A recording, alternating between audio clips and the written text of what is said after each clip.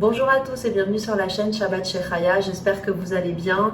Aujourd'hui on se retrouve pour une vidéo que je suis hyper contente de pouvoir vous proposer parce que c'est une idée que j'ai en tête depuis quasiment le début de ma chaîne et puis l'occasion m'avait jamais été présente pour que je puisse vous la faire. Aujourd'hui c'est le cas, donc je suis super contente. On va préparer tout un menu, on va dire sud-américain. J'avais très envie de cuisiner avec vous de la cuisine mexicaine, de la cuisine argentine, de la cuisine espagnole. Vous avez compris toutes ces consonances là, j'adore. Je trouve d'abord que c'est très bon, que c'est très savoureux et surtout je trouve que ça donne un côté très familial à partager. Donc c'est vraiment ce que j'avais envie de faire aujourd'hui. Et pour ma part, aujourd'hui on est vendredi après-midi et donc ça sera notre repas de Shabbat. Alors peut-être que pour certaines personnes ça ne correspondra pas à un repas de Shabbat parce que je sais que pour certaines personnes voilà, il est important pour eux d'avoir des repas plus traditionnels à Shabbat. Moi ça ne me dérange absolument pas, ma famille non plus, au contraire on adore un petit peu innover, échanger, faire des choses un petit peu différentes pour Shabbat.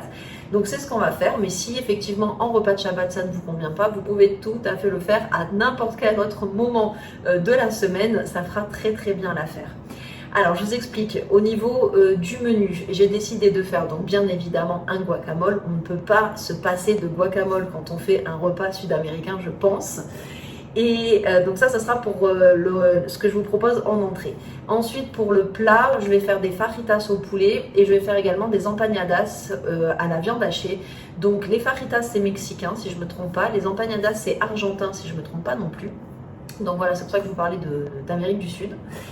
Et en petite douceur, donc ça ne sera pas le dessert du repas parce que ce sont des gâteaux qui ne seront pas parvés, qui seront donc halavi, mais ça fera notre petit déjeuner de Shabbat matin. Je vais faire des madeleines espagnoles. C'est une recette que je vous ai déjà montrée en short sur YouTube, mais peut-être que vous êtes comme moi et que vous ne consommez pas spécialement ce genre de format. J'en fais quelques-uns de temps en temps, mais je vous avoue que c'est pas mon format favori. Je préfère vraiment les vidéos dans lesquelles on a le temps de discuter, de bien vous montrer comment ça se passe, d'échanger, etc. Bref, en tout cas, voilà, cette fois je vais vous montrer l'intégralité de la recette des madeleines espagnoles. C'est une tuerie, une bombe atomique, c'est vraiment quelque chose de très bon et je suis sûre que vous allez aimer si vous ne connaissez pas. Voilà les amis, on va passer en cuisine parce que là on a quand même pas mal de choses à faire et il faut s'y mettre. Mais je prends encore quelques minutes pour vous rappeler que si vous aimez le contenu de ma chaîne, il faut vous abonner pour ne rater aucune vidéo. Et pour ça, vous activez également la cloche des notifications. Pour m'aider à faire grandir la chaîne, bien sûr vous abonner c'est le top, mais il faut également liker les vidéos que vous aimez et si vous commentez c'est carrément le top du top. Et vous pouvez bien sûr, c'est quelque chose qu'on fait rarement, mais c'est vraiment très intéressant de le faire parce que c'est comme ça qu'on fait connaître la communauté YouTube Shabbat chez Chaya à d'autres personnes. Vous pouvez partager les vidéos avec des personnes que ça pourrait intéresser et qui ne connaissent pas notre petit univers. Voilà. Les amis, cette fois on passe vraiment en cuisine. Je compte sur vous pour m'aider bien évidemment à faire grandir la chaîne et à me soutenir. Alors, on va commencer nos préparatifs par les fajitas. Vous savez, les fajitas, ce sont les galettes de blé que l'on peut en fait garnir avec tout plein de choses. Notamment dans les fajitas, vous avez la version viande hachée, vous avez également la version poulet. Il existe certainement plein d'autres versions, c'est les deux que je connais les plus fréquentes. Mais moi, j'ai décidé de la faire au poulet. Donc, j'ai pris des aiguillettes de poulet, vous allez voir. Avant ça, bien évidemment, je m'occupe des légumes. Pour les légumes, j'ai fait le choix d'utiliser du poivron rouge uniquement. Mais n'hésitez pas à mettre également du poivron vert si vous aimez ça. Moi je sais que j'aime pas ça et dans ma famille non plus. Je trouve que le goût il est un petit peu plus fort et donc du coup je n'ai fait qu'avec du poivron rouge. Pour ce qui est des aiguillettes de poulet, donc comme je vous disais, si vous n'avez pas d'aiguillettes de poulet, vous pouvez prendre des morceaux de poulet, de blanc de poulet que vous coupez vous-même en aiguillettes, ça pose pas de problème. Et là je vais les nettoyer, je vais enlever tous les petites parties un peu grasses. Je veux vraiment que mes aiguillettes soient nickel avant de les faire cuire.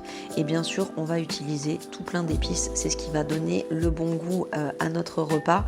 Mais des épices ça veut pas dire piquant, hein. Vous verrez, ça aura plein de saveurs mais ça ne sera pas du tout piquant. Donc ce que je vais faire, c'est que je vais mettre à chauffer mon poulet dans de l'huile d'olive. Il va revenir et je vais lui ajouter toutes les épices. Je vais vous les citer, mais comme vous l'avez vu précédemment, je vous ai inscrit tous les ingrédients au tableau, j'allais dire, mais non, on n'est pas à l'école. Je vous les ai écrits sur l'écran.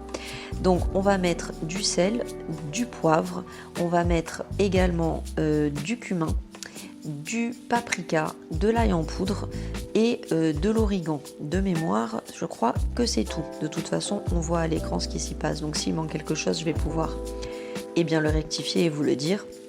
Mais c'est vrai que voilà, ce sont les épices classiques en fait qu'on met très très souvent dans les repas sud-américains, et vous allez voir que ça ressemble énormément aux épices qu'on va mettre dans le guacamole par la suite. Alors il est vrai que si j'avais eu un petit peu de curry, j'en aurais rajouté également, mais là je n'en avais plus, donc j'ai fait sans. Si vous en avez, n'hésitez pas à en mettre si c'est une épice que vous aimez.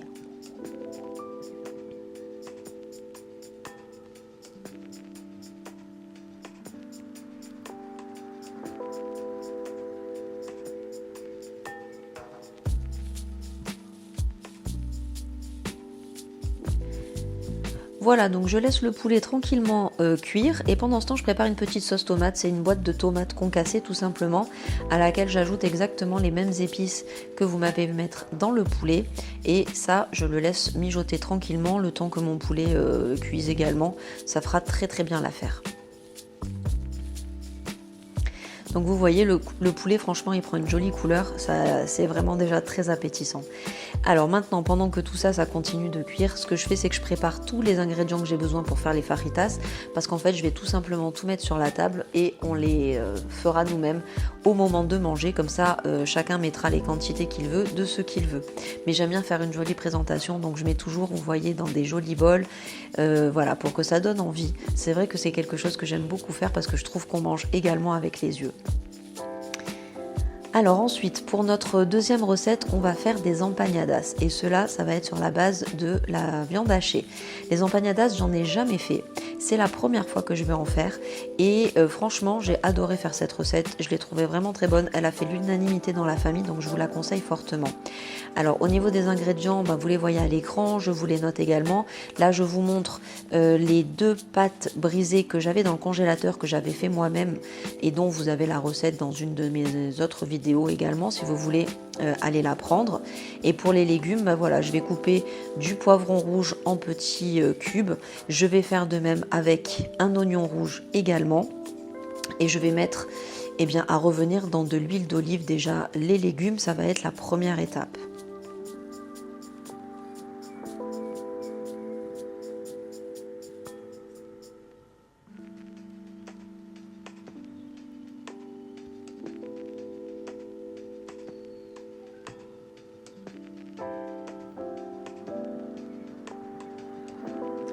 Alors quand je vois que les légumes commencent un petit peu à se ramollir, vous voyez, je vais rajouter en fait la viande hachée. Et ce qui est important de faire, c'est de bien l'écraser à la fourchette pour vraiment la dissocier totalement, vous voyez, et que ça fasse pas des morceaux, parce que c'est beaucoup plus facile ensuite pour pouvoir fourrer les empanadas. Et là maintenant, je rajoute la moitié de la boîte de tomates et du concentré de tomates. Franchement, cette version en tube du concentré de tomates de la marque Carrefour, je trouve que c'est extrêmement pratique.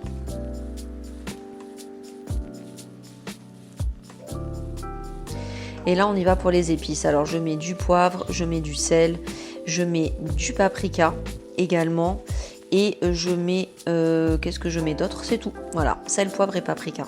Et là en fait je vais laisser vraiment, bien cuire, vous voyez, pour que ça réduise.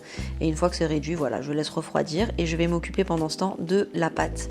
Donc de la pâte brisée, j'ai pris un emporte-pièce en forme de cercle.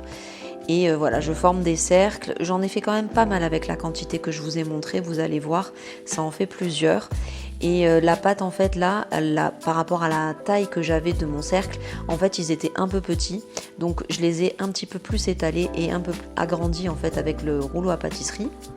Mais c'est une pâte qui se travaille très très bien, elle colle pas, elle est assez élastique, donc elle est facilement maniable. C'est bien agréable en fait pour faire ce genre de préparation. Vous voyez tout ce qui... tout ce qui est chausson, etc. C'est bien pratique d'avoir une pâte qui se manie facilement. Alors la petite astuce pour fermer les empanadas, c'est de prendre une fourchette, vous voyez, et d'appuyer sur les bords.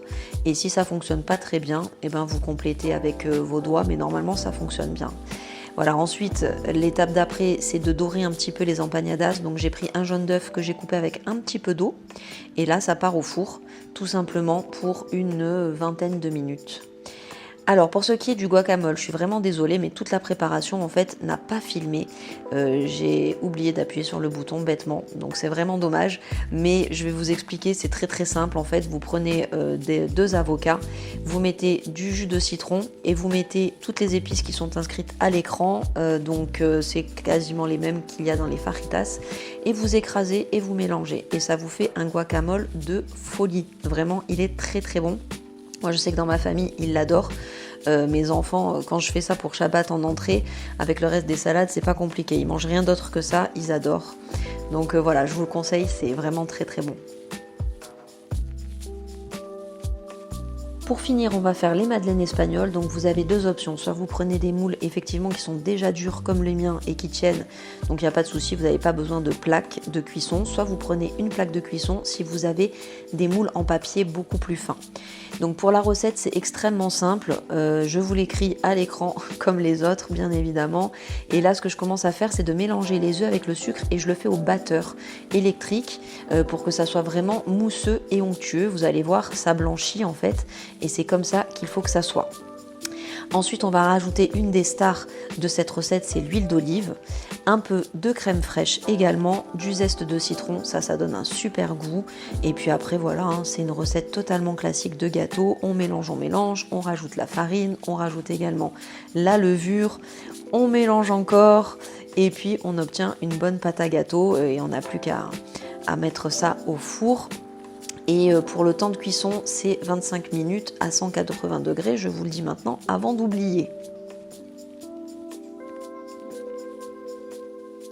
La touche finale vraiment de cette recette et que j'adore, ça fait vraiment toute la différence, c'est la petite cuillère de sucre en poudre qu'on rajoute par-dessus la pâte avant d'enfourner, ce qui va donner un petit côté croquant et sucré au gâteau. C'est tout simplement succulent. C'est, je crois, le petit détail qui fait toute la différence et qui fait que voilà, c'est une recette absolument incroyable. Donc voilà les amis, je vous montre le résultat. Comme je vous disais, les fajitas, on les fera au moment de manger. Chacun y mettra bien ce qu'il veut en quantité comme il le veut. Mais vous voyez, j'ai déjà tout préparé. On a la belle sauce tomate, le poulet, tout est parfait. Le guacamole qui est prêt à être dégusté également, donc avec les nachos que j'ai achetés. Celles-là, je ne les fais pas, je vous avoue que les chips nachos, je les achète. Surtout qu'on trouve une très bonne marque ici, elles sont excellentes. Et les empanadas, moi je pense que c'est ce que j'ai préféré sur la table. Ils étaient vraiment succulents. Je vous conseille fortement de faire cette recette. Vous n'allez pas être déçus et vous voyez, même pour un pique-nique ou voilà, pour un apéro dînatoire, c'est vraiment le format idéal. C'était hyper bon en plus, donc vraiment n'hésitez pas à reproduire la recette. Et même les deux autres, bien évidemment, je vous invite à les faire. Et pour finir, nos petites madeleines espagnoles, donc à base d'huile d'olive, de bonnes choses à l'intérieur. Bon, ça c'est vraiment pour se faire plaisir, mais c'est tellement bon. Voilà, ça réjouira toutes les personnes qui les goûteront, j'en suis persuadée. Voilà les amis, écoutez, j'espère que ce repas sud-américain vous aura plu, qui vous aura fait voyager un petit peu avec moi. L'Amérique du Sud, je connais pas du tout, mais je connais très bien l'Espagne et je pense que c'est pour ça que j'aime bien ce genre de consonance. Et puis voilà, écoutez, pour tout le reste, comme d'habitude, on se retrouve la semaine prochaine pour une nouvelle vidéo. Je vous fais plein de gros bisous et je vous dis à bientôt. Bisous!